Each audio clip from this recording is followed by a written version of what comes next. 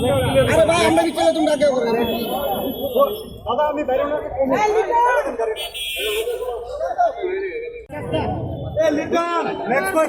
next एक can guide है वही तुई से दिख रहा है बिजनाई ना गोरख का सोई लो दिल्ली टाका पाजे दा बाकी टाका दिल्ली टाका पाजे दा जय चलबे वंदे मातरम वंदे मातरम वंदे मातरम वंदे मातरम बाबा बाबा की जिंदाबाद जिंदाबाद कांग्रेस कांग्रेस कांग्रेस कांग्रेस নরেন্দ্র মোদী সরকার নরেন্দ্র মোদীর নেতৃত্বে একটা ফার্মার বিল পাস করেছে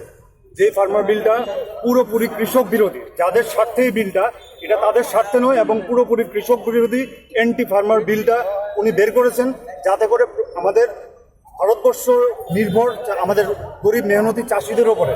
চাষিদেরকে যদি কমজোর করা হয় তাহলে পুরো দেশ অর্থনৈতিকভাবে অলরেডি দুর্বল হয়েছে ওনার নেতৃত্বে নরেন্দ্র মোদীর নেতৃত্বে এবং আরও পুরো দেশটা শেষ করে দেবে আপনারা দেখুন যেটা এমএসপি বলে একটা কথা ছিল মিনিমাম সেলিং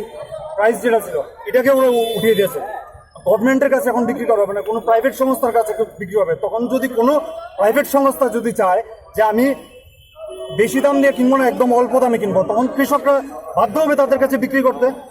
তার জন্য এটা সম্পূর্ণ যে বিলটা হয়েছে এটা পুরোপুরি কৃষককে মারার জন্য এই বিল উনি পাস করেছেন কারণ ওনার তো যারা কোটিপতি কিছু বন্ধু বান্ধব আছে হাতে গোনা তাদেরকে শক্তিশালী করার ছাড়া ওনার আর কোনো রকমের ইচ্ছা নেই ভারতবর্ষের যে মেহনতি চাষিরা রয়েছে ফার্মার্সরা রয়েছে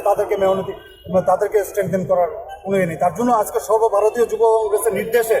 আমাদের অল ইন্ডিয়া প্রেসিডেন্ট যুব কংগ্রেসের শ্রীনিবাস বি ভেঙ্কটেশজি গতকালকেই ঘোষণা করেছে যে আজকে একই দিনে সন্ধ্যা 6টার সময় পুরো ভারতবর্ষের সবকটি স্টেটে সবগুলি স্টেটে জেলায় জেলায় এই আন্দোলন যুব কংগ্রেস সংগঠিত করবে আজকে ত্রিপুরাও